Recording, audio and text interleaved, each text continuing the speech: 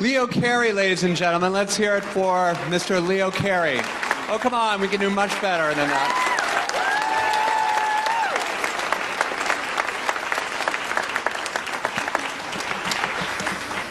Good evening, ladies and gentlemen. I'm Andy Borowitz, and I want to welcome you to the Moth. Thank you very much. Thank you. Tonight's show is Tales Out of School, 3 stories about the New Yorker, and we are so thrilled and honored to be opening this year's New Yorker Festival. Let's hear it for the New Yorker.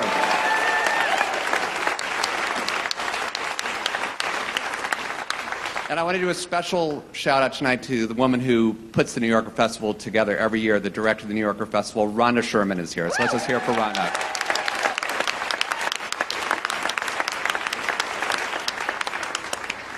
Now, before we begin, a couple things. Just if everybody could turn off their cell phones all the way, not down to vibrate, but completely off, because we have delicate recording equipment. Leo himself is rather delicate, and we just need to make sure that everything is very, very cool. And also, I've been told that the bar is going to remain open all this evening, although, generally speaking, when someone is telling their story, it's bad form to pop up and get a drink. So maybe at intermission, that might be a good time to do that. Ladies and gentlemen, I have been writing for The New Yorker for 13 years, and I have been hosting the Moth for almost as long. And this night at the New Yorker Festival, when these 2 great things about New York that I love and are such a big part of my life come together, is just an amazing treat for me. And then after that, the rest of my year kind of blows. But let's not dwell on that. Let's just stay in the moment, because tonight is awesome. It really is. Now, how many of you are familiar with the Moth? Have you heard the radio show or the podcast? Or let's by show of applause. This is an audio theme. Okay, so you know that the Moth is storytelling. People get up and tell the stories. And I don't mean to, toot the Moth's horn too much, but it's very award-winning. At this point, they've won Peabody Awards, and they have really risen, I would say, to the top of the storytelling genre. You know what that word means, right? Okay, because if you don't, this is going to be a long night, okay? Because this is the New Yorker, okay? And we speak French a lot. You might say toujours, if you know what I mean. So there's going to be a lot of French zinging back and forth up in here. So just, if you're having trouble keeping up, check out the New York Post Festival, because that's going to be much more your cup of tea, as we like to say at the New Yorker. So we get up here and we tell these stories, and we always have a theme. And tonight's theme, obviously, being the New Yorker Festival. The stories are all writers and artists for the New Yorker, telling stories about what goes on at the New Yorker, and that's very simple. And the rules are simple. We're not allowed to use notes or cheat sheets or anything like that. We just tell these true stories, and they also have to be true. They have to be completely true, and that's true about everything at the New Yorker. It's very, very fact-based, as you know. Leo plays a very important role tonight. Leo, by the way, in his real life, is the deputy books editor of The New Yorker, and we'll talk more about that later, but he's also an excellent cellist. Let's hear it one more time for Leo, because he's here. And Leo is our timekeeper. We like to keep all the stories. We're going to have 5 stories tonight, and we like to keep them all to about 10 minutes in length. We're going to have 3 stories and then an intermission, and then another 2 after that. And to keep them to 10 stories, when we reach about the 10-minute mark, 5 stories, to keep them to 10 minutes. When we reach about the 10-minute mark, Leo, what do you do? You give a little warning. And you're going to make that stern expression on your face, too, aren't you? It's a very sort of mean look. That's like when you read a book you don't like. Bad book, right? Okay, so that's like a warning. That's like a warning that the storyteller should wrap it up. And then we're not too, doctrinaire about it. They have maybe couple minutes to wrap it up, and then what will you do at that point, Leo? Okay. You don't want to fuck with that, I don't think, with that second thing. Okay, thank you, Leo. It's getting a little more involved. Let's hear for Leo Cary one more time. Excellent. I think I've explained all the rules. Are we ready to go? Are we ready to get started? I think so. We're going to do 5 stories, and the first storyteller is going to be me. Is that okay with you? Can I get the ball started? Okay. Now, my time has not yet started. This is still a preamble. Leo? Okay.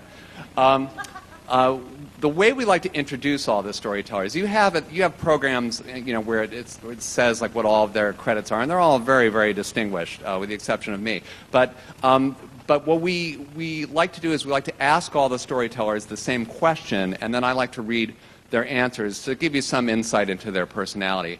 And the question that I asked all the storytellers tonight is, tell us something about the New Yorker that we don't know. That's a good question, right? So my answer to that question, and this is true, and he can vouch for it because he's here tonight, David Remnick, the editor of the New Yorker, reads every word in every New Yorker magazine. Now that's impressive, right? That is his job, but he does it. And another thing that you may probably already know is that nobody else in the world does that. Just David. I mean, conceivably in some mental hospital somewhere, there's someone who thinks he's David Remnick, and he is also reading everywhere. The rest of us, they have a tendency. I mean, I've subscribed to New York for years. They have a tendency to stack a little bit, and there's no shame in that. I mean, just now that you've heard what David does, don't feel you have to go home and try to be like David Remnick. We can't all do what David Remnick does. He's like Superman. So let's just read what we're comfortable with. That's my answer to the question, anyway. David Remnick does that.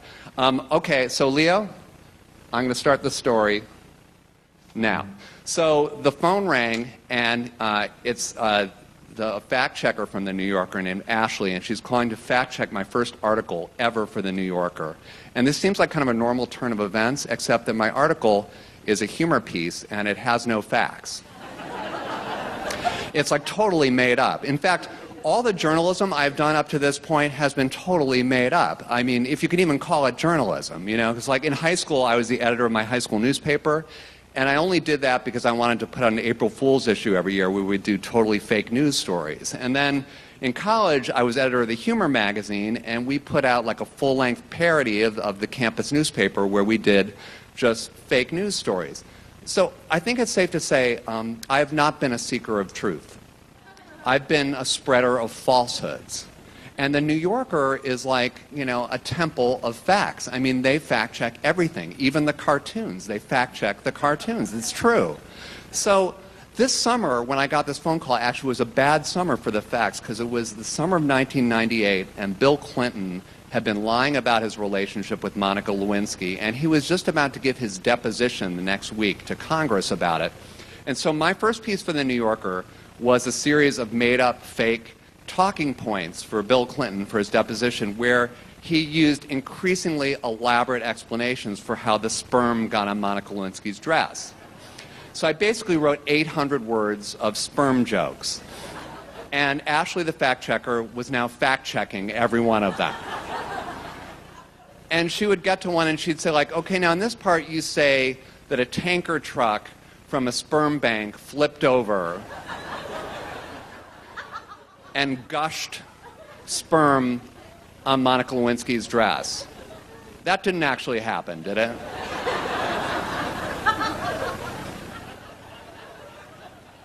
And I was like, no, that did not happen. Well, somehow my story got through the fact-checking process, and it got in the New Yorker. And I got to tell you, I mean, I don't want to get corny. It was so exciting because I grew up in Cleveland, Ohio, in a home where the New Yorker was like the Bible. I mean, my mom, she was practically like David Remnick. She read the New Yorker cover to cover, and that was saying something in those days, like back in the 70s, because back then the New Yorker was really fat, and they would publish like a story, like a 10,000-word story about soy, and then the story would end with the most ominous sentence in the English language: "This is the first part of a 3-part article."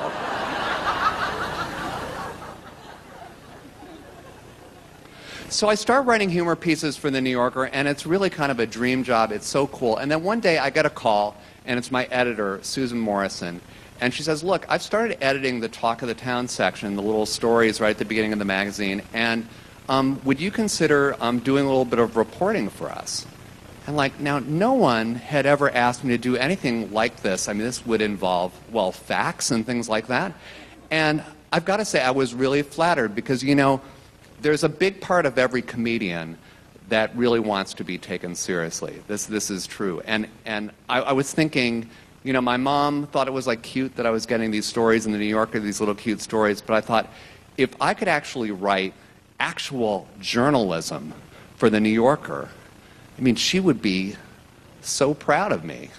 For the first time in my life. And that would be, what that would feel like would be amazing. So I said, sure, I'll give it a try. So I was a reporter from the New Yorker, so exciting. And I started thinking of what could my first story be. And I heard something that I thought was kind of promising, which is that I heard that there were these two actors, each with their own one-man show based on the life of Clarence Darrow. And these two completely different actors were converging on New York, and there was a specter that there could be two competing one-man shows about Clarence Darrow on Broadway at the same time, which is probably two more than we need. So I thought this would be an amazing story. Now, what made the story really promising was who the actors were, because one of them was this TV actor named Larry Luckinbill, who is Lucille Ball's son-in-law. But the other actor was Leslie Nielsen. Leslie Nielsen, who you know as the star of the movie Airplane, who became famous for the line, "And don't call me Shirley." And just the idea of Leslie Nielsen doing this serious one-man show on the life of Clarence Darrow, I just thought that was hilarious. So I called up Larry Luckinbill, and he was really nice, and he said, "I'd be happy to talk to you for your piece." And then, since Hollywood is a little more difficult, I had to talk to the publicist of Leslie Nielsen. And I don't know what it is that I said, but somehow the publicist got a pretty good whiff of the fact that my interest in Leslie Nielsen playing Clarence Darrow was something less than pure. And he said that under no circumstances would he allow Leslie Nielsen to speak to me. So I called up Susan Morrison, my editor, and I said, well, Leslie Nielsen won't talk to me, so I guess I can't do the article. And I could practically sort of see her smirk on the other end of the telephone, and she said, of course you can do the article, you've just got to do a write-around. And I said, well, what's a write-around? She said, well, a write-around is when you're doing a story and one of the key sources you want to go to won't talk to you. You talk to a lot of other people, you get people to comment on him, and you kind of disguise the fact that you haven't been able to get him to talk to you. Now, this sounded very fraudulent to me, and so I became a little more comfortable with the role of journalist at this point. I think maybe I can do this. So I asked Larry Luckinbill out to lunch, and he's very nice, and he's talking all about his career and his portrayal of Clarence Darrow, and then I decided I'm going to start working on my little write-around. So I say, have you given any thought to what Leslie Nielsen's portrayal of Clarence Darrow would be like? And he said, no, actually, I haven't given that any thought at all. And I said, well, surely you can't be serious.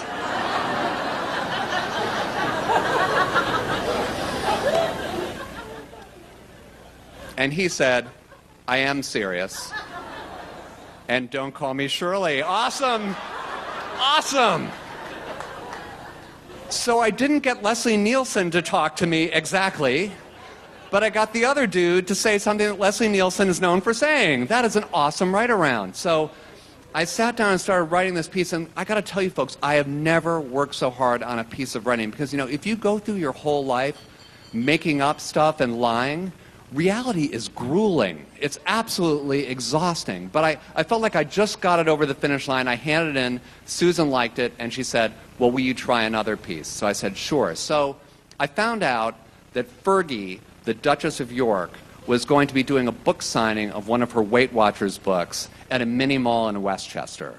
And I just thought, that sounds promising. Getting a little full of myself at this point. So I go out to Westchester, and it is a mob scene. It is like the Dalai Lama is doing a joint appearance with Justin Bieber. They have never seen such an exciting thing as Fergie signing a Weight Watchers book. And they actually have police tape to control the crowd into an orderly line. And I go in and I stride in, and I get to the manager of the Borders there, and I say, hi, I'm Andy Borowitz. I'm a reporter for the New Yorker, and I'd like to have a little time to speak to the Duchess of York. And he says, well, you're just going to have to get in line with everybody else. And I say, okay. And then he said, and to get in the line, you first have to buy her book. So I spend $25 and I buy Fergie's book, and I'm waiting in line. Fergie is 45 minutes late.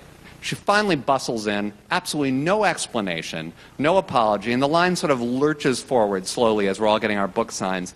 Finally, I get up to Fergie, and I have my big investigative reporter moment, and I say to her, what is your favorite chapter in the book?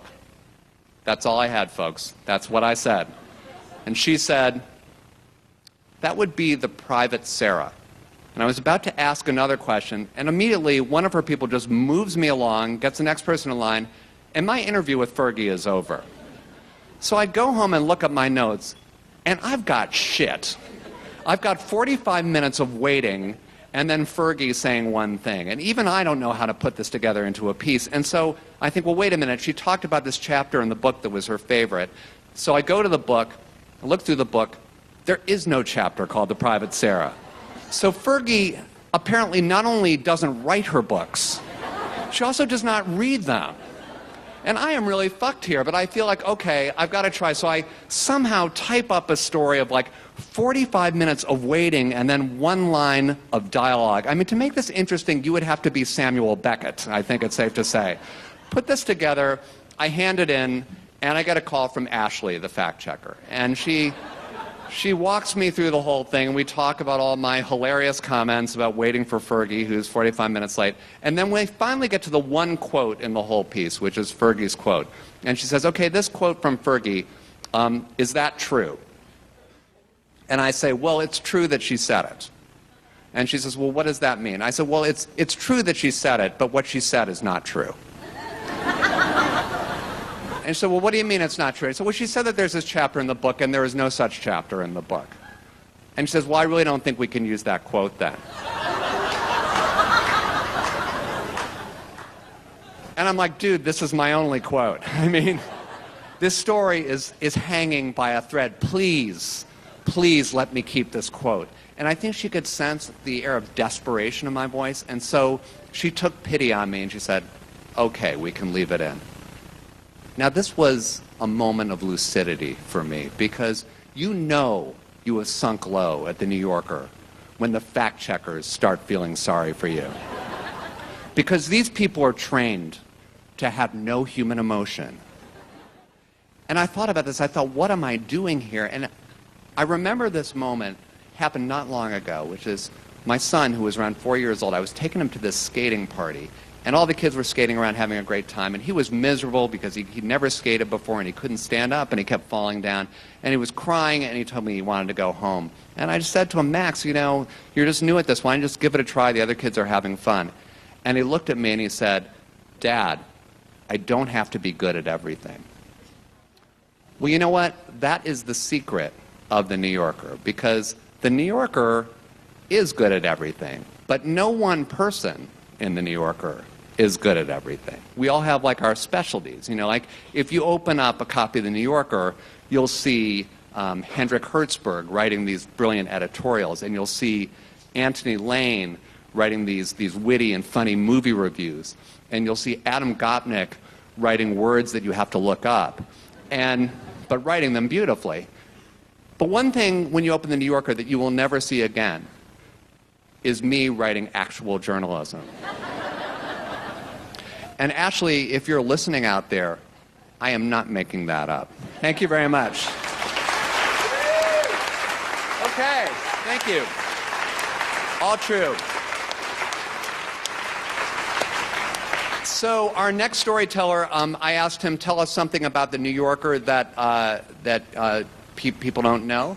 And this is sort of interesting. He said that when our editors talk about our pieces, the articles we're writing, they never refer to them by name. They always say, like, have you read the new Gladwell?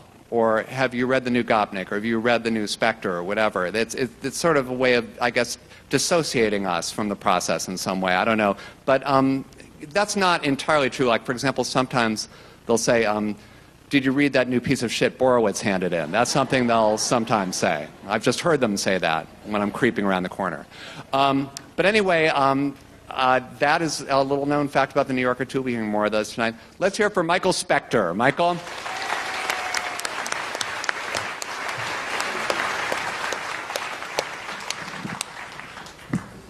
Don't start yet. Hi. I came to the New Yorker 13 years ago at the dawning of what is now considered the age of Remnick. And I came from the New York Times, where I had been the Moscow bureau chief and did other jobs, like I was a roving senior correspondent in Rome, but really ran around Africa writing about diseases and death. That was my thing. And I was really serious. In fact, super pompously serious. And I liked doing what I was doing. I was in Grozny when they started bombing. I was in Zimbabwe when they ran out of zinc to put in the coffins because so many people were dying of AIDS. Those are the stories that mean a lot to me, and they still do. And when I came to the New Yorker, I expected to continue doing that, and I did. And it was going pretty well. One day I came back from a trip to India, however, and there was a message on my machine from an editor that I really didn't know that basically said, "We want you to go to Milan to write a profile of a fashion designer named Lawrence Steele." There were no words in that sentence that I understood. So I ignored it, because it had to be a mistake. A few hours later, David Remnick called, and it wasn't actually a mistake. He's an extremely persuasive guy, and he basically said, "Listen, it's like a palate cleanser. It's fun. You go to Milan, you stay in a nice hotel, you eat good food. No one will probably die." Except me. But I said, fine, you want to please your boss, so you go, and you do it. And the thing is, I kind of liked it. It was fun. He was a really interesting guy. There were some issues I'd never thought about. And I started doing that about once a year. I had this sort of formula, 3 parts death, 1 part ladies' clothing. And I was fine with it. It was working for me until I came home again from some horrific hellhole, and David called and said, "We want you to write about Puff Daddy. He's getting into fashion." I'm like, what the fuck? I said, Mucha Prada, fine. John Galliano, before he was an anti-Semitic lunatic, fine. Puff Daddy's a thug. The guy just got out of, he almost went to jail for a guns possession charge. This isn't fashion. This is ridiculous. He gave me the look. I said, I'll tell you what, I'll look into it. He said, thank you. So I started calling his people. And to my awesome delight, they never called me back. And I called, and they ignored, and they ignored. And I had this other story all set up about organic farming in Cuba, and I'd never been there, and it was kind of cool.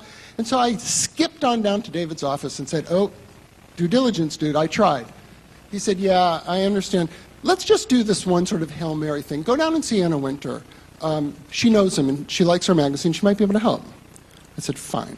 So I go down. I had never met her, and she had this imposing office, and she was herself, imposing and fashionable, and I was as you see me. And it was something, and she said, "Sit down." I began to tell her the situation, and about 21 seconds into it, she went, "Stop." She got up, picked up her cell phone, walked into a corner, and dialed and started talking urgently. I think I heard the words, "How can you not do this?" She came back, she sat down, and she said, "I think he'll call you." So I went back to my office. He'd already called, or his people had called, and what they had said is, "We're going to Fashion Week next week. Puff would like you to come with him on the Concorde, and you can spend the week." And I thought, this is fantastic, because David Remnick is a brilliant curator of our cultural heritage. He also happens to be a pretty zealous guardian of the Condé Nast treasury. And he's not sending me on the Concorde. I'm out of this. So I go down and I tell him, and he blanches a little, and we walk into Pam McCarthy's office, and she's in charge of money and things like that, and he just says, "Do you think we should do this?" And she said, "Yeah, I think it's worth it." And he said, "Fine." He looked at her and said, "Just make sure he flies on the cheapest flight home." And he looked at me and he said, "You better interview him every fucking minute you're on that plane."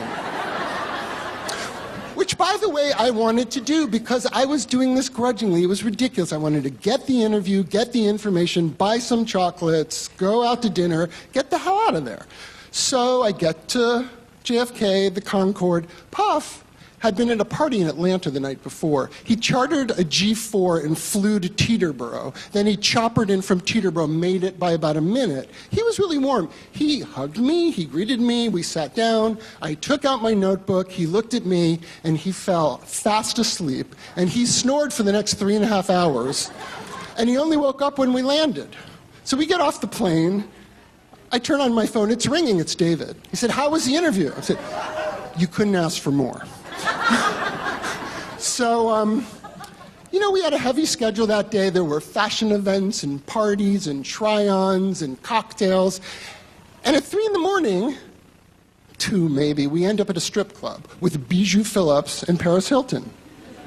Do you want me to repeat that? And I just, I want the damn story. And he's in a playful mood, and he looks at me and says, "Hey, let's get a lap dance." And I'm like, "I'm not having a fucking lap dance with you." I could see Page 6 in the background. New Yorker scribe, Puff Daddy, and Bijou Phillips in lap dance. I was kind of annoyed. I said, "You know what? It's late." I went home, got into bed, went to sleep. My phone rang an hour later. It was his assistant, Norma, saying, "Where are you?" I said, I'm in the hotel because it's 5 in the morning. She said, "You can't just leave. Puffy's really upset. He wants to have champagne at dawn at the Eiffel Tower. You have to be there." I'm like, "You know what? I really don't have to be there." I went back to sleep, but I needed the interview. I needed something. They sent me on the damn Concorde. So we did it again. I went around with him that night. I got into a limousine with him at about 10:30. We were going to Karl Lagerfeld's house. Another sentence you would never expect me to say. And the phone rang, and it was David. And he said, "Where are you?" I said, "I'm in the back of a limousine with Puff Daddy. We're on our way to Karl's." He said, "Bullshit." I said, "Puffy, here's my phone. It's my boss." He takes the phone. He said, "Oh, boss, I'm so happy that you called because I really got to tell you, we don't do this very often. We don't take reporters in, but when we do, we go all the way.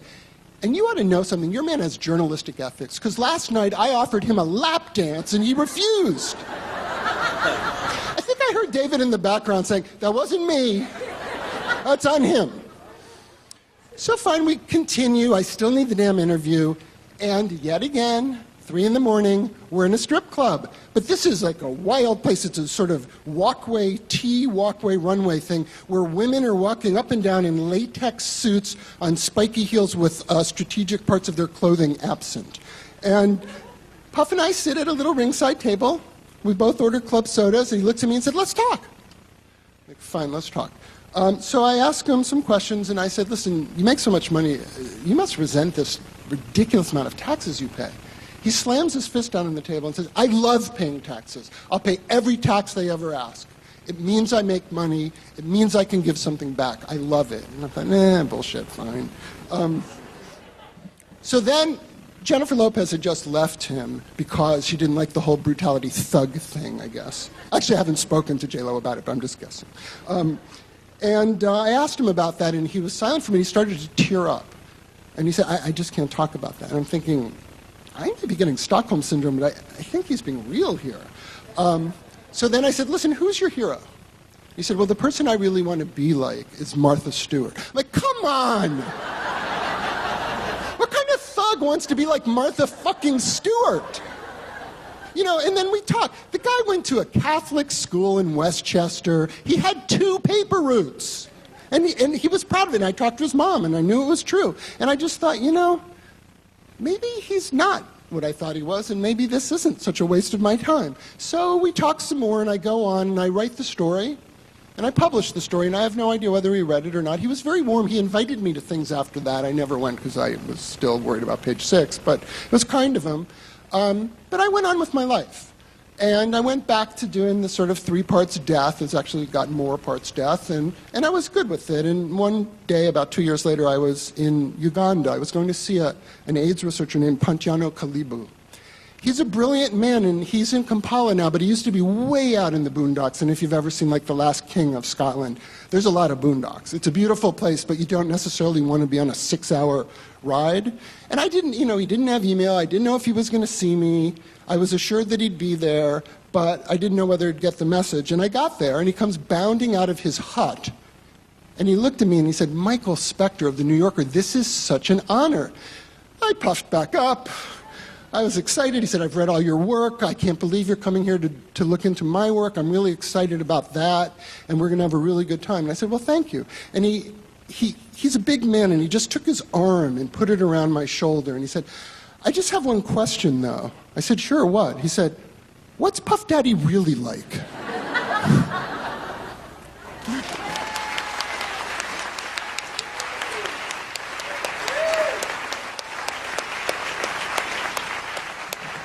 Michael Specter.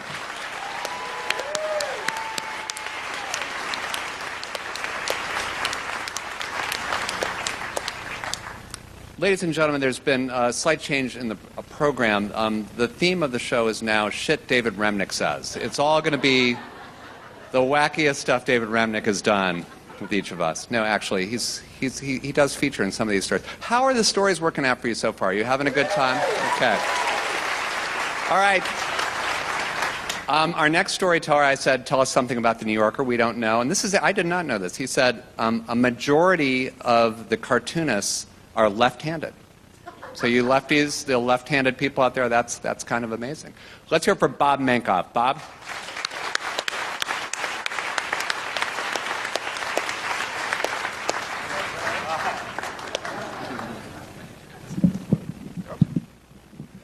Hi. So a while back, I'm at my cardiologist being examined for an arrhythmia. I'm on the table. I'm hooked up to all the devices and everything, and I'm a little nervous. I'm a little anxious.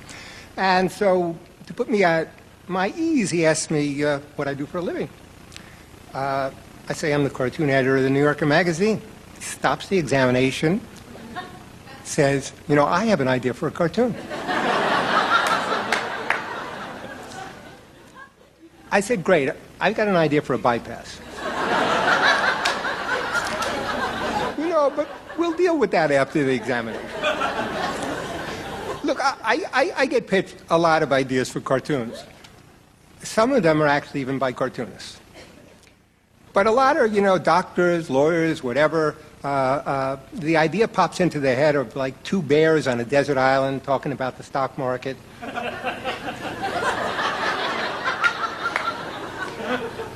They feel the need to share.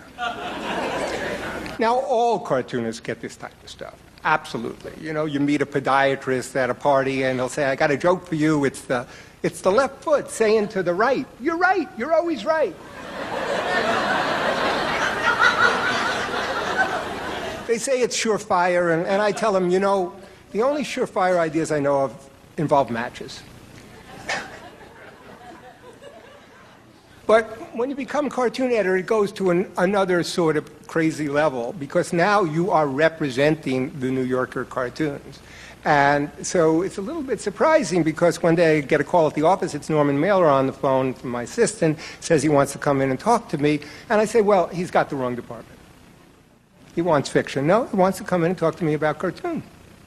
And he does, and he brings in, and I was amazed. I said, "Really, Mr. Mailer, you do cartoons?" He said, "Well, not exactly." And he was right. They weren't exactly cartoons. Later, he published them in a book called Modest Gifts, which was very aptly titled. I think the crowning thing is when I became cartoon editor, David Mamet sent me a note, and he said, "Congratulations on becoming cartoon editor. I've taken the liberty of sending you a cartoon." I sent him a note back saying thanking him very much, and I'd taken the liberty of sending him a play. Now, I know that makes me sound like an obnoxious wise ass. And, I'm guilty, but I'm going to plead guilty with an explanation. And the explanation has two parts, really. The first part is that from 1973 to 1977, I submitted 2,000 cartoons to the New Yorker magazine. I was rejected all that time, and I finally sold a cartoon to the New Yorker magazine. I had my whole bathroom papered with New Yorker rejection slips.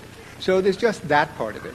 And the other part is, as cartoon editor, the magazine's 1,000 cartoons come into the magazine every single week. 500 from our own cartoonists do 10 and 20 a piece. So I take 50 of these or so to David Remnick, and we whittle them down with David doing most of the whittling. He's an excellent whittler, to about 17 or 18. Then they go to the library to get checked against all the cartoons ever ran, so we can't run that. Then they are fact-checked, and they get down to, I'm actually surprised any cartoons get into the magazine at all. So unless we had a magazine of like 1,000 pages, we'd have to reject a lot. Now, we could conceivably get maybe 2 or 3 times the amount of cartoons in the magazine if we remove the articles. But that would be a huge loss.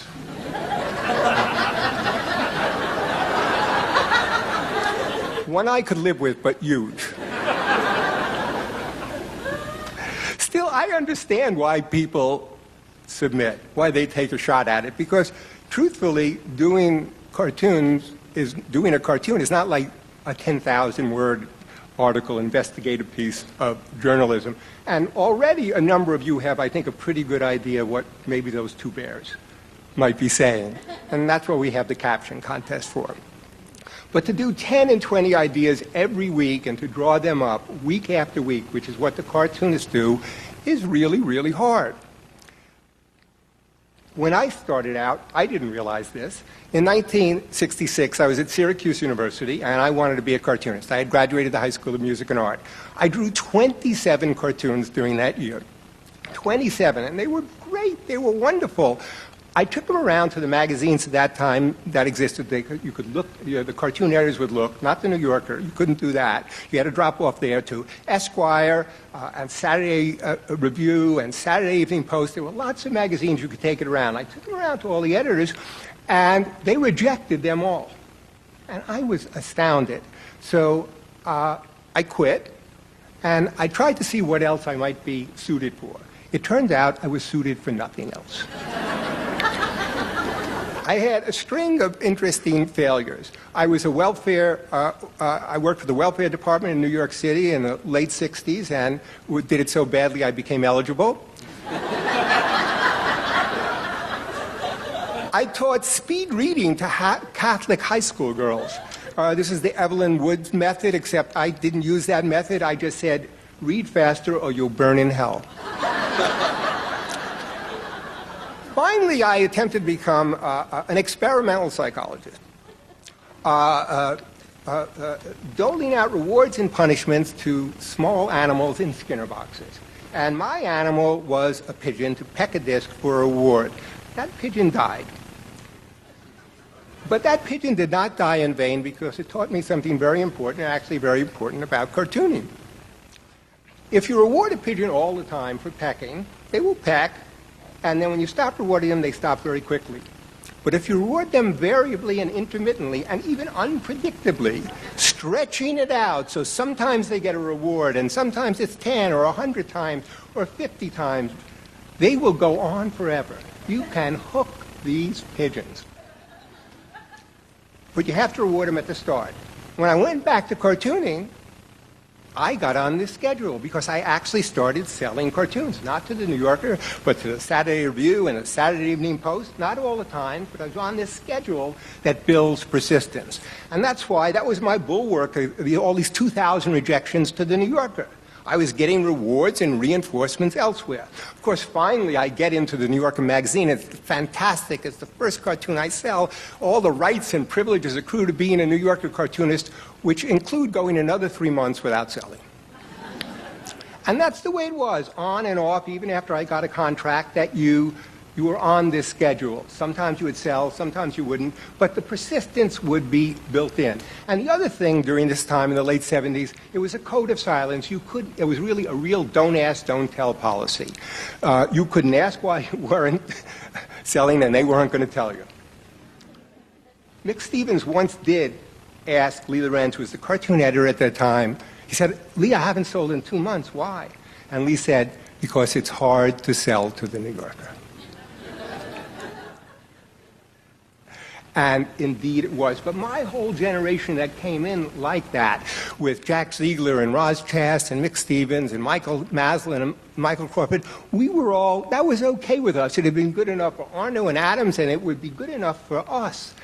And so we were ready for that. That was almost our badge of honor. And the other thing is the rejections actually helped you. The rejections sort of gave you your voice. Jack Ziegler, who has published 1,400 cartoons in the magazine and has done 18,000, told me he really didn't get the hang of it until after the first 3,000. So finally, I mean, Lee retired, I became cartoon editor, and I inherited actually this fantastic group of people who, and really the plane in a way, and it's fantastic, you're the cartoon editor, and the plane is in a way on automatic pilot because they do great work. I get to take really the best cartoons from the best cartoonists to David to pick the best cartoons. So it's creme de la creme de la creme de la creme. You know, and what could be easier? Except this plane is on automatic pilot and it's going to run out of fuel, because there aren't going to be any new cartoonists for the New Yorker magazine. And why new cartoonists are coming to me, I'm giving them the whole redemption story and everything, but they're not buying it. They're not buying it because there are no other magazines left anymore. There's no place for them to learn their craft. There's no place for them to be rewarded. So the gears for the magazine had to switch. Instead of just saying, go and learn your craft elsewhere, we were really telling them, okay, make the New York Yankees out of high school. So we really had to go from being not only the major leagues, but to the minor leagues as well. So when new cartoonists would come into the magazines, the code of silence would be broken. And I would say, it's not quite there. I think you're really doing good work. It's better than 90% of the submissions and 100% of all the cardiologists, novelists, and playwrights. But then really, because we had to be the you had to be the coach. It had to be humor 101. You actually had to tell people that the punchline actually has to come at the end of the joke. That funny names aren't funny. That triplets are actually the way you construct a caption. So I started my vegetarianism for health concerns. Then it was a moral choice, and now it's just to annoy people. So you had to really do all of this. And the other thing you had to do, which David agreed to, is every once in a while you had to encourage. You had to maybe every once in a while buy something that was on the cusp, because just rejection wasn't going to do it. You had to reinforce them. You had to give a little bit of affirmative action. And now really a new generation of cartoonists has come into the magazine. Zach Kanan and Farley Katz and Drew Dernovich and Kim Warp and Emily Flake and lots of others. And they're in the magazine now. And now, well, they're in the magazine for good. The training wheels are off. And I tell them, you know, now you have to embrace rejection. It's going to make you better cartoonists and better people. And they say, really? It's going to make me a better person? I said, sure. Look how much better it made me. Thank you.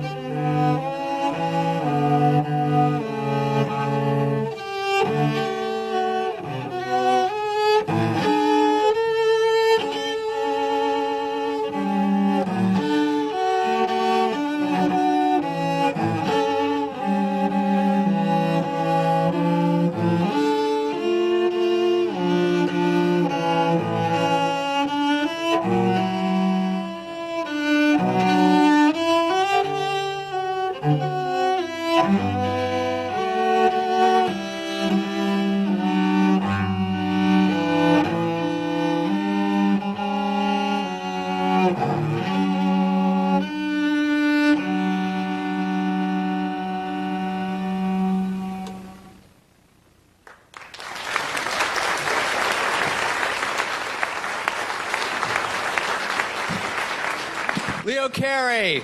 Oh, come on, Leo Cary. Leo Cary.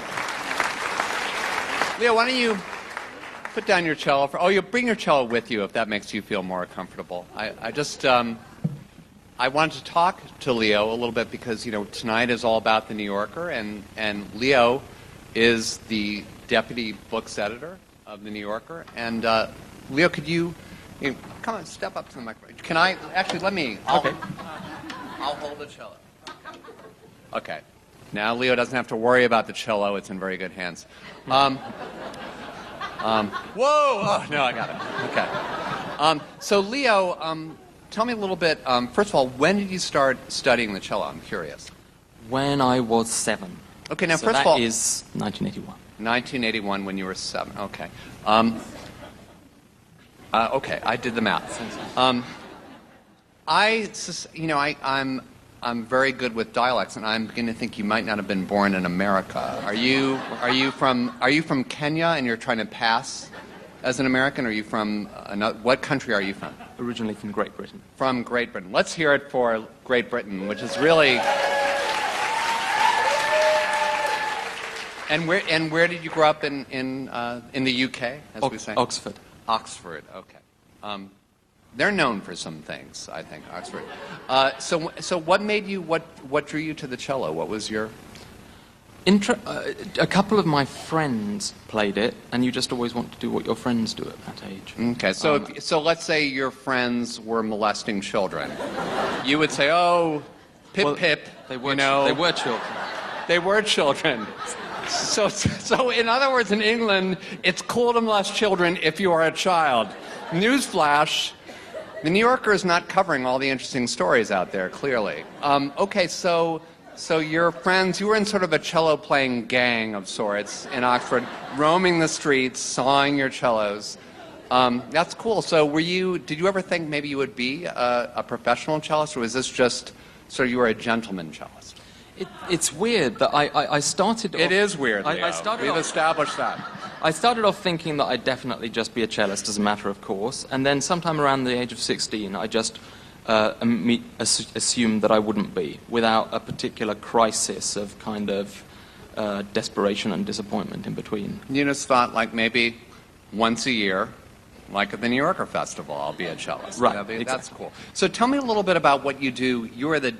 I don't know if I mentioned this, Leo is the deputy books editor at the New Yorker. And books are a big deal at the New Yorker because people who read the New Yorker are still reading. So they're into the books that I've seen people carry around with them in New York. People read these things called books. What sort of things, what's your week like? What's it like to be Leo Cary for a week? Well, the week has got some books things and some non-books things. So let's not talk about the non-books things. They sound a little bit too intense for this crowd. But let's. But still New Yorker things. Okay. I don't mean the. They're still New Yorker things. Then they're not intense at all. Okay. So what's your week like? First, let's talk about the non-books things because that sounds awesome. There are articles that aren't about books in the New Yorker, and some of those I get to edit. So I haven't actually read the New Yorker. Is it a good magazine? I think it's okay. Is it good? It's okay. Okay. Okay. So So you work on those? Do you work on? So yeah, like this week I closed a piece by Jim Sawicki. No, wait. When you say you finance writer. closed, we have people here who don't work at the New Yorker. What does that mean to close? A New Yorker piece. It means that you send it off, everyone does their job, checks it, and then it goes off to the printers, and you hope there's not a mistake there. And you hope there's not a mistake. Okay, that's cool. So you closed a Jim Sawicki piece he writes about finance. Finance, right. Okay. Then I think there was a piece... The thing is, it's all in the present tense, and I can't really remember what I've done when I get to the end of each week. Next week, I think there's a piece on H.G. Wells, so that's a books piece. H.G. Wells, okay. Every Monday, there's the short... briefly noted books, and so those get edited on Monday. The books things tend to happen early in the week, and they go off to the printers earlier because they're not as urgent. And then things that things have more news value close later in the week. Okay, let me ask you a hypothetical question, just because you deal with. It's a big deal to get your book covered in the New Yorker because a lot of people will then buy the book. What does it take to get in, like, say, the briefly noted section that you work with? How do you decide what gets in there? I think there are certain books that in any season you sort of want to make sure are covered either in long form or short form, and then you hope that there's a couple of sort of sparkles of something unexpected in there as well. So you have a slight amplitude for expressing a taste. Yeah. Okay, what if, let's say it's a hypothetical, let's say I had a book coming out on October 13th. What would I have to do? I mean, I don't want to go crazy here, but I think people go crazy. Like, some people would say, oh, well, I'd have to maybe hold Leo's cello hostage. Something crazy like that. But what, I mean, just because I know there are a lot of aspiring writers out there who want to know, how would they get coverage in the New York? What would you suggest? I would suggest being appealing. I think that's... Being appealing. That's, oh, fuck. As it were not... That's going to be a tall order. Okay. Endlessly bothering people is not a good move, I think. Right, endless, in a public places. That's not good. Yeah. Oh, wait, you dropped... That's your money, I think. No, Leo, you dropped... I want you to... He's so fucking English. He drops a $20 bill. Leo Cary, ladies and gentlemen. Leo, what a good sport. He puts up with my shenanigans. Are you ready for the next story? All right. By the way, I just want to say we've had some program changes. We were originally going to have Jane Kramer, who's a good friend of mine, was a part of this show, and she had to drop out of the show at the last minute. But I think we can agree it's been a cool show anyway, but we wish Jane the best, and I'm sure she'll be doing great. Yes, Jane Kramer fans, she is the best. Okay, so the next storyteller, I asked him, tell us something about the New Yorker that we don't know. And he said, now this guy was a former fact checker, actually, before he started writing for the New Yorker. And so he knows what he's talking about here. He said, one time to fact check a Malcolm Gladwell piece, the fact-checking staff actually conducted a scientific experiment involving Cool Whip. Now, personally, I think that's what they said they wanted the Cool Whip for. That's just I'm just putting it out there. Let me just say one other thing about this young man. I love him. And I don't love most fact checkers, but I adore this man. Let's hear it for Raffi Khatchadourian. Raffi.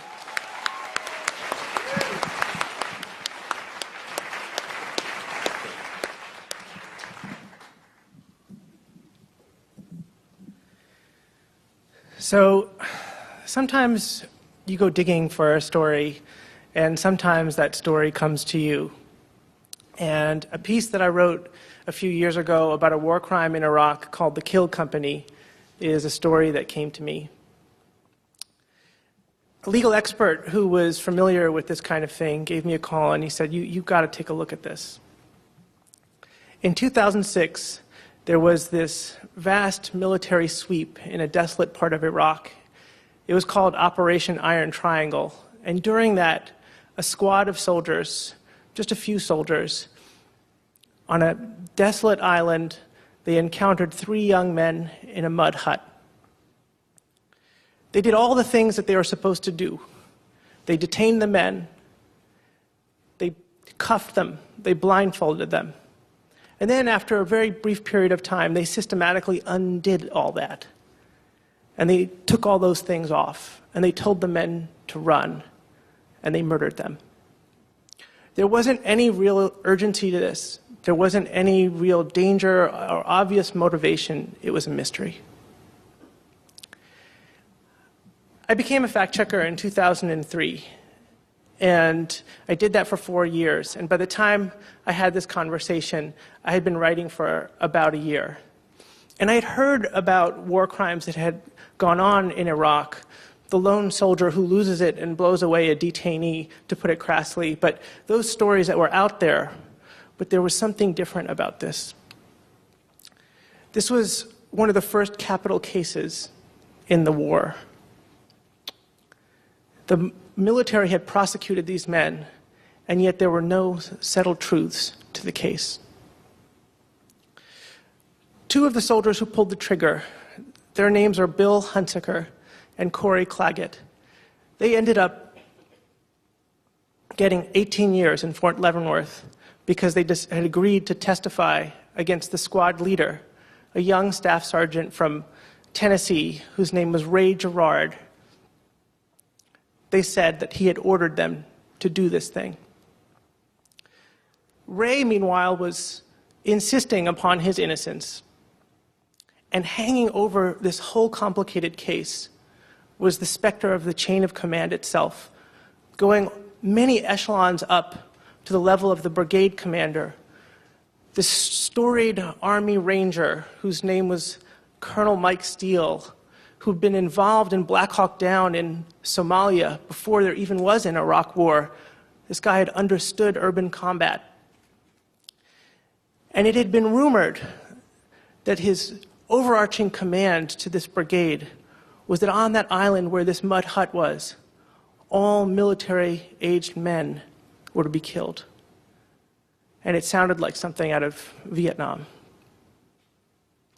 Well, I took this information and I went to my editor, as you would guess, and I said, I have to work on this.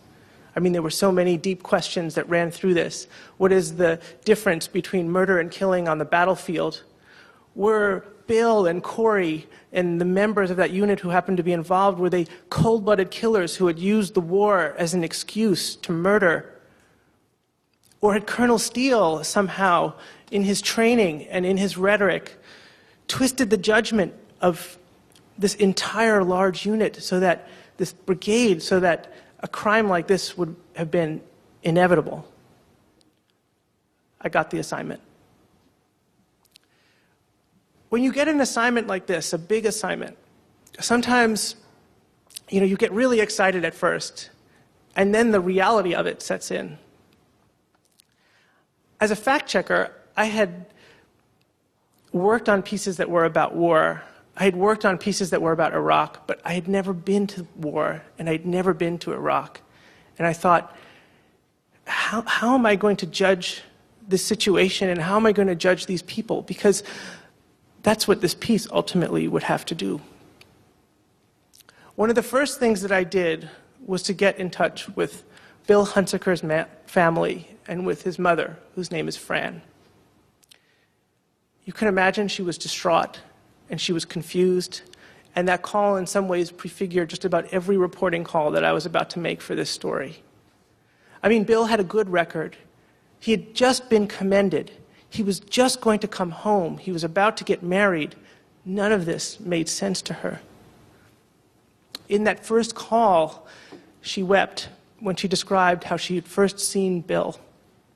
He came home in three-point shackles, and that was like some calculus problem that she couldn't solve. She had moved her whole life near Fort Leavenworth. She was working 2 jobs. And as we spoke, in one call after another, it became clear what she had in mind for me. Because she was convinced that if someone could uncover the right piece of missing information, then Bill's essential goodness would be revealed and he would come home. One day I was at home and she sent me this locket, St. Mark's, silver with Bill's name on the back. She wanted to give me protection so that I could complete this little mission of hers. I called Corey Claggett's mother. It was pretty much the same thing. Corey had been spending, like Bill, his time in Fort Leavenworth, although much of that was in solitary, in this thing called the Shoe, was the nickname for it. And she, too, I think, was hoping that her son would be exonerated. I went down to Tennessee to meet with Ray Gerard's family, and it was more of the same. Ray had been raised by his grandparents. He also had a good record, and his involvement in all this made no sense to them, and they were convinced of his innocence. Well, of course, it was mathematically impossible that all of these guys could be innocent. I mean, something had gone wrong, and they were there. The reporting wasn't helped by the fact that none of these parties were talking to each other. I mean, there was tension really among all these families. And it was grindingly slow at first. When the Army investigates something like this, they generate a huge volume of paperwork. And the Army investigators had talked to many soldiers in this unit to try to figure out what had happened. And that had generated many sworn statements by these soldiers. Eventually, I started gathering this material. And at first, what I saw was absolutely horrific. I mean, there were stories of near criminal behavior, and it seemed rampant. I mean, a dead body thrown on the top of a Humvee and paraded around a village. A blackboard to be kept for every death that had occurred. But mixed in with all of the stuff that seemed solid, there was a lot of rumor in these documents too. And the circumstances of these interviews weren't obvious to me. And the more I looked at this stuff, the more they became riddles, they became mysterious. And I said, there's no way that I can really feel comfortable making use of this until I start trying to find all of the men who gave this testimony and hear what they have to say myself. It's not easy to find young men who have been in war. I can tell you as a fact checker, one of the ways in which we find out where you are is by the paper trail that you leave, by the mortgage payments that you make, by the credit cards that you get. And I know that sounds creepy, but it all goes into some database and we all look for it. But these were young kids who had entered the Army just out of high school. They didn't have any of that. And so I went through rosters trying to find who they were. There was addresses that went to P.O. Box. One went to a hotel room on the side of a highway. And it was really discouraging. I started to try and find the families of these people, thinking that maybe they can point me in the right direction. And they either were just really angry and they told me to go to hell, or they just said very quietly, my son is deployed. The rest of the sentence didn't need to be finished. So weeks of this went by, and it turned into months, and I thought, this piece is never going to come together. But the strange thing about reporting is that persistence actually is rewarded. And after a time, some soldiers began to talk. They were hesitant at first, but you could tell that these other soldiers who had served in this unit had wanted something to say, and they wanted to talk about it. In a weird way, they wanted to be exonerated too. I mean, this war crime had ripped through this unit. These men had come back tainted. And because part of the whole story was this notion that Colonel Steele's rhetoric and training had infected everyone, they wanted to make it clear that they were uninfected men. Some of these guys, it became apparent to me, had never spoken about this incident to anyone, not to their closest family members, not to their loved ones. And there was one moment when one of the guys who had done some horrible things told me, "This is a great conversation, man, thanks." And I thought, wow, you know. In a weird way, it's not part of the journalistic code, but I guess I kind of became protective of these memories that were being only shared with me. At first, I couldn't go head on about the war crime. I don't know whether it was for me or for their benefit or what. So I came up with this plan, this reporting plan, where I would start every conversation with every one of the guys that I could find at the very beginning. When did you enlist? How? Why? What was your training? And these took hours, these calls. They were painful calls sometimes, or they were humorous sometimes. But by the time we got to the war crime, the two of us in this call had lived through the entire Army experience of this guy. And so it wasn't abrupt stepping into these ugly events. These calls would start often in the evening, and they went late at night. And at the time, my wife and I, actually we weren't married, but we were living together, and we were in this small Manhattan apartment where, the bed is up against the wall, and there's only, there's one person on the outside and one person on the in, and I started sleeping on the outside because I would wake up at like 2 or 3 in the morning, and I would go to the couch, and I would be thinking, how am I going to deal with this in the piece? Because, if a climate of murderousness had infected everyone in the brigade under Colonel Steele's command, or at the level of a company, and the piece gets its name, the Kill Company, because this particular company had that reputation, that's a really serious charge that would affect the reputations of many people. And it was, of course, profoundly ugly, too. And yet the other side of the possibility, of the possible course the piece could go, would be to tell Fran and to basically report back that that climate didn't exist. Bill and Corey and these other guys, they were just cold-blooded murderers. When you report, you get into this mode where no amount of information is enough. And it takes a while sometimes for you to stop and look around and say, oh my God, I've got enough to start writing. I had gathered thousands of documents. They were far larger in quantity for our little apartment. And so I ended up setting them up on the dining room table of my parents' apartment because I didn't at the time have an office at the New Yorker. And it filled up the whole dining room table. Investigative reports by the Army Investigative Command, photos, trial transcripts. I had to work in the kitchen because there wasn't enough room with the table with the weight of all this stuff. Eventually, I boxed it all, and I brought it to the New Yorker. And I wish I could tell you how I started writing, but I don't know the answer to that. I just knew that I started writing. But I decided that with all this material, I still didn't have a full, complete picture, even as I had a pretty good sense of what happened. And that the only way this piece could succeed was if there was virtually no synthesis, no compression. Every detail had to speak for itself, because every detail carried with it some moral implication. And the reader would have to judge how these men acted and what was at stake. The first piece that I filed, the first draft, was 20,000 words.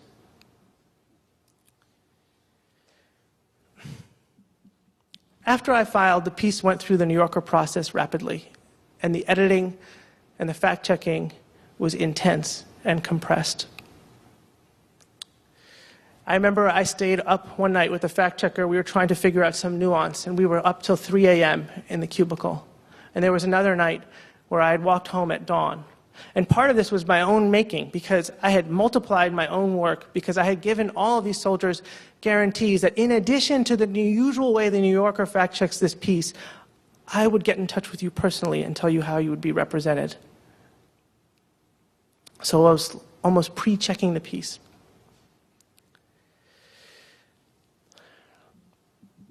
I guess I looked like I was kind of coming apart at the end of this process, because there was the weight of all the concerns, there was the magnitude of the piece, and there was the sense that I knew in my heart that this piece didn't exonerate anyone. That was just the reality of the piece. A day or two before the piece went to press, David Remnick saw me walking down the hallway. And I don't know what he saw, but he probably saw a guy carrying around a lot in his head, and was maybe, trying to, And he said, come down to my office, let's chat. And David's office is in the corner of the building, and it's overlooking Times Square, and silently in the background there are all these LCD lights and TV screens going on, and we sat in these 2 plush chairs. And he was like, talk to me, tell me what's on your mind. Are you worried about anything? And I rambled for a bit, but of course, the words that came out of my mouth, I could hear them, but I didn't feel like it was me speaking. I said, no, I'm not worried. Everything in this piece is true. This is what happened. And you could probably guess that at the New Yorker, a day before press, the editor-in-chief of the magazine doesn't need to call the writer in and say, is everything true? But that conversation meant a lot to me because I needed to hear myself say, this is what happened. Because that's ultimately what the burden of a journalist is to say, this is what happened. And the other insight that I had after I left that conversation, greatly relieved and relaxed, was the conundrum of war is not solvable by a single piece of journalism. No matter how ugly that crime, if it is the focus of crime, that might be the subject. And I walked out of that office, and I knew that I had done what I was supposed to do. Thank you.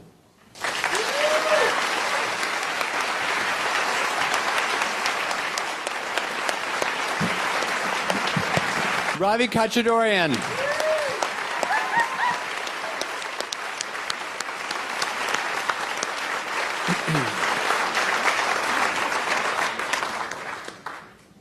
That was an amazing story, and it just totally brought me back to my days as a reporter. It's just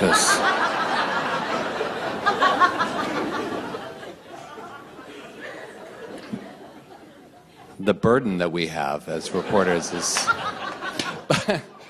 First of all, I'm an enormous asshole, but secondly, that was one of the most amazing stories I've ever heard, and I want to just thank Raffi for telling it. That was just incredible. It was so great.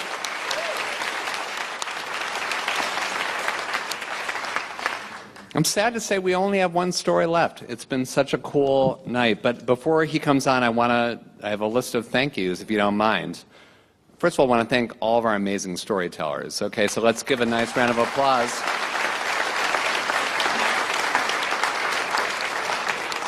Leo Cary, amazing. I'd like to thank this amazing facility, Sur Stage 37. I'm hanging out in this neighborhood a lot, and it's just so cool that we finally have a great theater here. So it's so awesome. Let's hear it for Sur Stage. Now, ladies and gentlemen, you've heard people get up here and tell stories, and they've all been great, but so much work goes behind all of this with the Moth, finding the right storytellers. In this case, Rhonda Sherman of The New Yorker found people at The New Yorker who could tell great stories, but The New Yorker staff works year-round putting on these shows, and you have to go to themoth.org to find out about it. But I want to thank the people who directed tonight's show because they're a good friend of mine, and they're so wonderful, and they do such a wonderful job. Catherine Burns and Sarah Austin-Jeunesse. So let's hear it for them.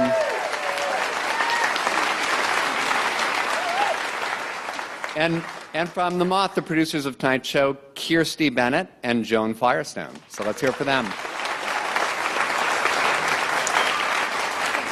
And The Moth would like to thank, from The New Yorker, of course, once again, Rhonda Sherman, and our producers, Mary Totosian, Michael Schulman, and Jennifer Berrio. So let's hear it for The New Yorker and The New Yorker Festival.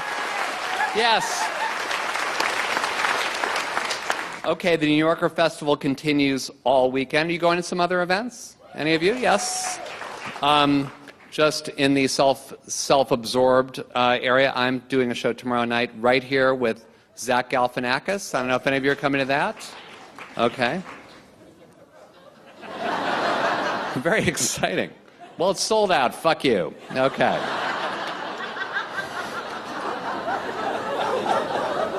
I'm also signing books tomorrow at noon at McNally Jackson. By the way, Leo, did I mention I have a book coming out? Okay. Okay, good. Join us at the next Moth main stage. This is going to be a cool event. Raise the Roof at Town Hall on November 2nd. Check it out. That's going to be a really great thing. So let's hear it for the Moth and the New Yorker Festival. Let's just... Okay, our last storyteller. I asked him, he's been working on The New Yorker for a long time, so I said, tell us something about The New Yorker that we don't know. And he said, people don't realize that The New Yorker editorial offices are located in New Washington, Indiana.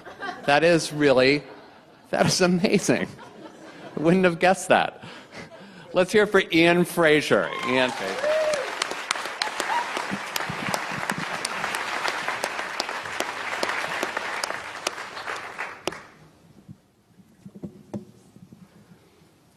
I started at The New Yorker as a staff writer in 1974. It was a long time ago.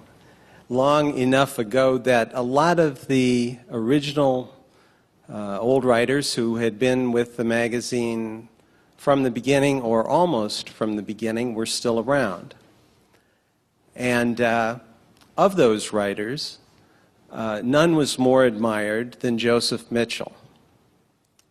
Joseph Mitchell started writing for The New Yorker in the 30s, and he wrote for 3 decades and then stopped writing or stopped publishing in 1964. He may have written more. It's a bit of a mystery whether he did, but he didn't publish in the magazine after 1964.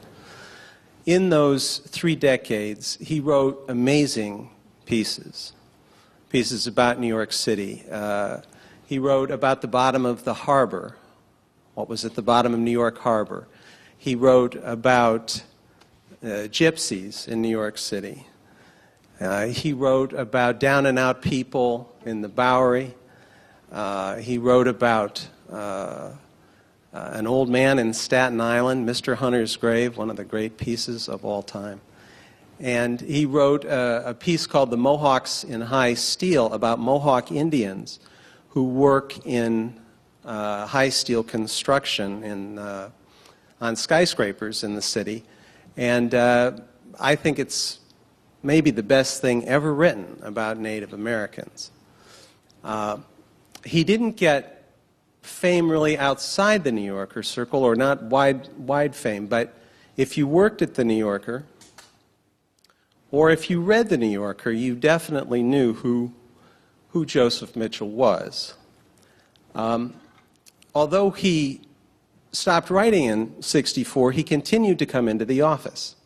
He would come in every day, in fact. He had an office, and he would come in and go into his office and close the door, and he'd come out for lunch, and he'd go back in after lunch, and he'd be there till the end of the day, and then he'd go home. I saw him around. I would see him in the hallway. I would run into him in the elevator, and I introduced myself. I exchanged a few words with him. I read every word he wrote, but I had no encounter of any substance with Joseph Mitchell, except for one. And there was one time that I did have an encounter with Joseph Mitchell. And as it happens, I remember exactly when it was. It was November 24th, 1992. The reason I know the date is that it happened to be the day that my wife was going to have a baby. We had been to the doctor, and the doctor had examined her and said, well, you're due to have the baby on the 24th of November. Now, those aren't, hard and fast predictions, but we had taken it seriously, so we had packed a suitcase for her and planned how we were going to get to the hospital and made other preparations. Well, as it happened, Joseph Mitchell had read a book of mine, Great Plains. It had come out a couple years before, and out of the blue, he called me. I was not going to the office then. I was working at home mostly, and we lived in Park Slope, Brooklyn. And I remember where in my apartment I was standing when the phone rang, and it was Joseph Mitchell. At that time, we sort of had our phone in the bookcase. I'm not too sure why we did.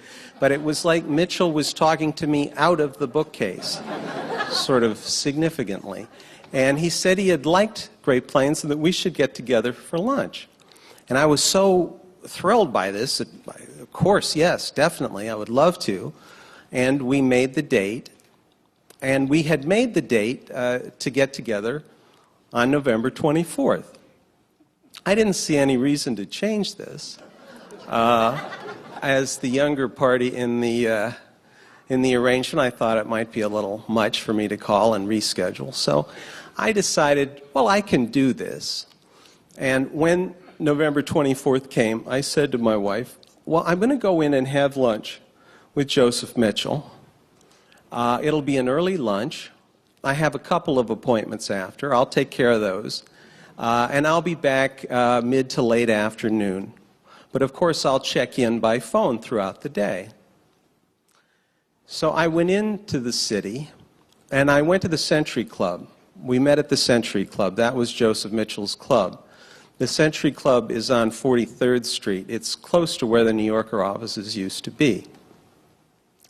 And I got there first. Mitchell arrived. He was a fairly good-sized fellow. He was a Southerner. He was born on his grandparents' farm in North Carolina. And as a New Yorker, he wore a tan raincoat and a brown fedora hat and a baggy suit. And he had what I would consider to be a country person's way of standing. And when he addressed you, he sort of addressed you obliquely, on a slant. I always felt that it was as if he was looking at you from behind a tree. And he was a very gentle fellow. He had a soft voice, Southern accent, of course. He had a pointy nose and not much of a chin. And he was the world's all-time greatest listener. He listened like nobody I have ever met in my life. And I imagine that was how he got his stories and how he got people to tell him the things that he did. And I don't know if I should add, but I considered him to be one of the greatest writers ever, and certainly to this day, I think, his reputation is growing, and he's one of the great nonfiction writers in American literature. And that was sort of his skill, was the ability to just sort of speak softly and look at you sideways, and the next thing you knew, you were telling him something that you didn't expect. Well, we went up to the Century dining room, and there was nobody there yet. This was fairly early in the day, and we sat down and we ordered drinks. In those days, I was young and foolish enough to really like Beaujolais Nouveau. I used to wait in the fall for when the Beaujolais Nouveau would show up. It makes me wince now to remember it. Mitchell drank ale. He was a considered drinker. He was a deliberate drinker. And he was, I would have to say, a highly skilled drinker. I was almost 42. Mitchell was 84. And he kept up with me. I wouldn't be surprised to hear that he drank one for every 3 of mine. But we drank steadily, and one pretty much right after the next. The dining room filled up. And it was very exciting to be sitting there because there were famous people. Arthur Schlesinger was one table away, and John Chancellor was another table in another direction, and Zbigniew Brzezinski was there. And Mitchell and I started talking, and we had so much in common. He was from a small town, I was from a small town. We had similar likes and dislikes about the city. We'd had similar experiences with the magazine. We had so much that it was kind of more than I had expected, and it was so much fun. And I decided, well, I wasn't going to go to my other appointments. This was what I was going to do this day. So I went down into the basement of the Century Club, where the pay phones are, to cancel my appointments. And as I came down the stairs into this hallway in the basement of the Century Club, it was a tiled hallway, and I was so exhilarated by my talk. We had been talking about Stonewall Jackson. I had done research about Stonewall. I was writing about him in my book about my family at the time, and I was so into Stonewall Jackson. We've been talking about Stonewall Jackson's last words. Let us cross the river and rest under the shade of the trees. The greatest last words in American history. Very dangerous to think about when you're drinking. And Mitchell had said, yes, that's so beautiful, my goodness, yes. And we had gone from that to talk about the words to old Protestant hymns. Shall we gather at the river where bright angels' feet have trod? Yes. And Mitchell was just, isn't that powerful? This is so wonderful to be able to talk about this. And I was so exhilarated as I stepped down into the hall that I thought, I had the impulse to just holler. Just to do like a backwoods holler, just like a yee-haw in the Century Club at the top of my lungs. And I didn't. And I went down and I found the pay phone and I canceled my appointments. And as I was walking back up, I congratulated myself on my restraint. I had not hollered in the basement of the Century Club. It would have risen all the way to the ceiling. It wasn't my club. Mitchell had invited me. It might have embarrassed him. And as I went up the stairs, I was thinking, you know, what a self-possessed guy I was, and how much presence of mind I had. What presence of mind not to holler in the basement of the Century Club. And I was congratulating myself on my presence of mind. Presence of mind which had not included remembering to call my wife. So we went up and drank some more, and lunch came and went, and the other diners left. Arthur Schlesinger left, Zbigniew Brzezinski left.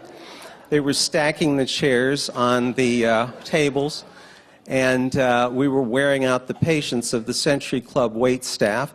And Mitchell said, well, I guess we should find another bar. And we went out and we went to a Blarney Rose, and then I think we went to a Blarney Stone, and then we went to an Emerald Isle, I think. There were a kind of collection of those bars in Midtown. Well, unbeknownst to us, Mitchell's girlfriend, Sheila McGraw, his wife had died, and he lived with Sheila, was getting kind of concerned. It was about dinner time, and he had left for lunch considerably before that. And she didn't know what to do, so she called my wife. And Sheila said, you know, I haven't heard anything. And, of course, this is pre-cell phone, so they couldn't look for us in all our various Blarney Stones and Roses. She said, I haven't heard from Joe, and I'm getting a little bit worried. And my wife said, you're worried? I'm supposed to have a baby today. So we finished up sort of with the bars in Midtown, and then Mitchell said, you know, have you ever been to McSorley's Ale House? And I said, why, no, I haven't. And he had written about that and made it famous, and he said, we should go down to McSorley's. And I said, that's a splendid idea. And we got in a cab, and we went down to McSorley's. Well, he was received like, you know, visiting nobility. McSorley's at the time had become so famous, partly because of Mitchell, that it actually had a sign in the window discouraging people from going there. It would kind of, you know, young professionals were urged to go elsewhere. They wanted to keep this kind of old working man's bar atmosphere, and they still had it. And we went in and ordered. By now I was drinking beer too, and I think we ordered dinner. And Mitchell still showed not a single sign of any intoxication. He was speaking just eloquently and fluently, and we were both, I think, being really fascinating. And we got out on the street, finally, you know, after checking our watches, and it's about 10:30 at night, and we had met at 11:30 in the morning. So we decided this had been about enough, and he said he was going to head on home. And as I watched him walk up the street, I saw just a little wobble in his stride there, and I thought maybe I should help him home. But then I figured, no, he doesn't live far away, and he's fine. And I got on the F train to go back to Park Slope. And as the train was under the river, I realized that I'd been gone for going on 12 hours. I hadn't called my wife. She might be in the hospital having a baby right now. And a kind of dread rose up in me. I got off at my stop in Brooklyn, and I walked into my apartment. I walked up the stairs to my apartment, and I opened the door, and I heard my wife's voice in the living room, and I thought, well, at least she's still here. That's good. And I went into the living room, and there was my wife, my mother-in-law, who had come to assist at the birth, and my sister-in-law, who had also come to assist at the birth, and they're standing there looking at me, and I am drunk and disheveled and really a sorry spectacle. And it was the perfect situation in which you might expect to get a rolling pin right between the eyes. And I looked at my wife and my mother-in-law and my sister-in-law, and I said, I was drinking with Joseph Mitchell. And they said, oh, okay, well, that's fine. What's Joseph Mitchell like? And they weren't concerned at all. And the next day, or a few days later, I ran into Mitchell at the office. And he came up to me and he said, you didn't tell me that your wife was expecting to have a baby that day. I said, I slipped my mind. And he said, and you were out drinking all day. And we went to all those bars. You were drinking till night. You didn't call. You were out all day. And I said, yeah. And he looked at me and he said, you know, that was irresponsible. Thank you.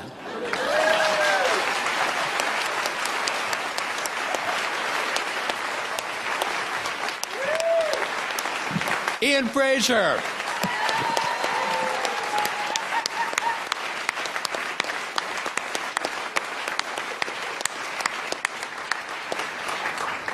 That's our show, ladies and gentlemen. I want to thank The New Yorker and The Moth, but most of all, I thank you. Good night.